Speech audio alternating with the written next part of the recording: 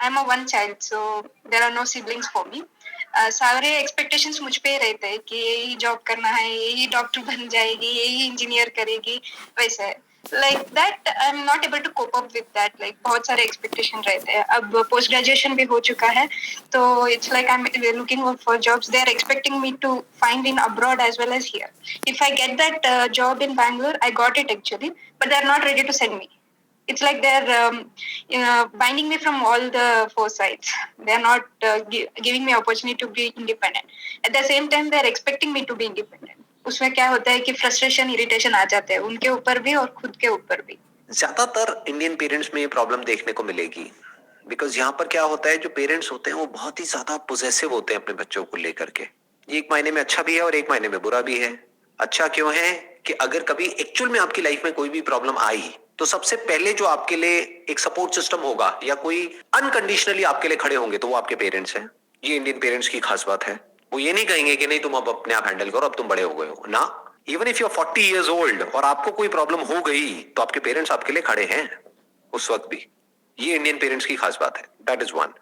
ये plus point है। Minus point क्या है कि वो ओवर पोजेसिव हो जाते हैं। They act as an authority. They start dictating कि तुम्हें ये करना है, वो करना है, ये नहीं करना है, वो नहीं करना है। तो उनके लिए अच्छे बच्चों का मतलब क्या, जो हमारी हर बात माने, और गंदे बच्चों का मतलब क्या, या वो बच्चा जो बिगड़ गया है उसका मतलब क्या, ये हमारी बात नहीं मानता है। तो यहाँ पर समझना क्या है इंडियन पेरेंट्स को, जो बच्चे हैं वो कोई रोबोट्स नहीं है कि हमने उनको इंस्ट्रक्शन दिया और वो हमारे इंस्ट्रक्शंस के हिसाब से चलने लग गए। और अगर वो रोबोट बन भी गए तो ऐसे बच्चों का करोगे क्या, क्योंकि आप तो हमेशा के लिए नहीं रहने वाले हो। यानी कि जो पेरेंट्स हैं वो हमेशा के लिए तो रहेंगे नहीं। फिर जब पेरेंट्स नहीं होंगे तो वो बच्चा क्या करेगा, अपने डिसीजंस तो कभी ले ही नहीं पाएगा। वो तो हमेशा अपने पेरेंट्स को ढूंढता रहेगा अपने आसपास में। जैसे फॉर एग्जाम्पल लाइफ में आगे जाकर के बच्चे की शादी होगी या और जो प्रॉब्लम्स आएंगी, जो भी कुछ होगा, तब भी क्या वो अपने पेरेंट्स को फोन करेंगे हर बात के लिए? फिर क्या करेंगे, फंस गए ना। वो तो बड़े हुए ही नहीं, उनको तो कभी बड़े होने दिया ही नहीं।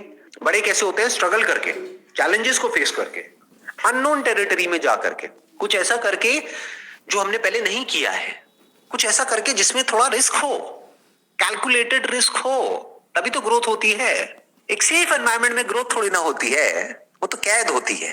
अब सवाल उठता है कि अगर हमारे ऐसे पेरेंट्स हैं तो हम क्या करें? तो आपको अपने आप से क्वेश्चन पूछना है कि आपके लिए इंपॉर्टेंट क्या है। इंडिपेंडेंटली अपना कुछ करना, अपनी लाइफ को अपनी टर्म्स पे जीना, या फिर एक अच्छी बेटी बन करके रहना।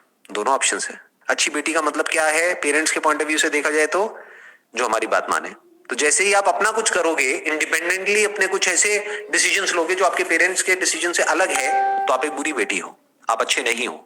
तो आपको कुछ टाइम के लिए एक कॉन्फ्लिक्ट से होकर के निकलना पड़ेगा, कुछ फ्रिक्शन होगा, कुछ लड़ाई झगड़े होंगे, but that is part of life. उसी को तो हैंडल करना है, वही तो सीखना है कि उसको हैंडल कैसे करें। उससे डरना क्यों है? एक बात पक्की है कि आप कुछ गलत तो नहीं करने वाले। आप क्या बात कर रहे हो कि मेरे को, अभी मैं एक ऐसे टाउन में रहती हूँ जो सिटी से थोड़ा सा दूर है, तो मेरे को वहां पर जाकर के जॉब करनी है, मेरे को मिल रही है जॉब, तो इसमें गलत क्या है? Nothing wrong with it. तो fight for it, fight for what is right, what is your right. You are now an adult, you are no more a child. Ideally क्या होना चाहिए कि जब बच्चा 18 साल से ऊपर हो जाता है तो पेरेंट्स को बिल्कुल भी इंटरफेयर नहीं करना चाहिए बच्चे के डिसीजंस में। बस पेरेंट्स को बता देना चाहिए कि हमारे पास पे इतने रिसोर्सेज हैं तुम्हारे लिए। क्योंकि ऐसा भी ना हो ना कि वो बच्चा कोई ऐसे डिसीजंस ले ले कि वो पेरेंट्स खुद प्रॉब्लम में आ जाए। बट आप तो ऐसा कुछ करने की बात कर ही नहीं रहे हो। You are not talking about business, you are talking about a simple job, जहां पर आप जाओगे, आपको सैलरी मिलेगी, उसी सैलरी से आप अपना खर्चा उठाओगे, यानी घर रेंट पे लोगे, जो भी कुछ करोगे अपने बेस पर करोगे, और फिर आगे बढ़ोगे अपनी लाइफ में। अरे ये तो करना ही चाहिए, अभी नहीं करोगे तो कब करोगे? वो प्रॉब्लम हो रहा है तो लड़ो अपनी प्रॉब्लम के लिए। आज नहीं लड़ोगे तो कब लड़ोगे? पेरेंट्स हैं आपके, आप ही तो लड़ोगे अपने पेरेंट्स से। अब लड़ो मतलब ये नहीं कि चीखो चिल्लाओ वटेवर, मतलब फेस करो ना उनको, बात करो उनके साथ बैठ करके, उनको अपना पॉइंट समझाओ, एक्सप्रेस करो, tell it to them that this is what I want. कई बार लाइफ में क्या होता है कि वो लोग जो हमको सबसे ज्यादा प्यार करते हैं वो हमें आगे बढ़ने से रोकते हैं। क्यों? अपने डर की वजह से, कि कहीं इसके साथ ये ना हो जाए, वो ना हो जाए, वो ना हो जाए, वो ना हो जाए। आप उनको समझाओ कि अगर देखो कुछ गलत होना होगा तो वो यहाँ पर रह करके भी हो जाएगा। ऐसा तो नहीं है ना कि अभी जहां हम रह रहे हैं वो जगह बिल्कुल सेफ है, या फिर आप 24 घंटे मेरे साथ रहते हो और मेरे को प्रोटेक्ट कर लोगे।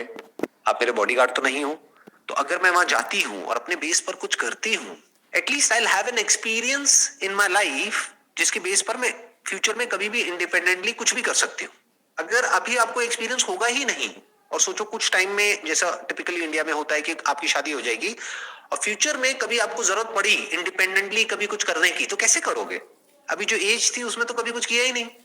तो तब अगर किसी वजह से करना पड़ गया अकेले, तो आप तो बिल्कुल ही डर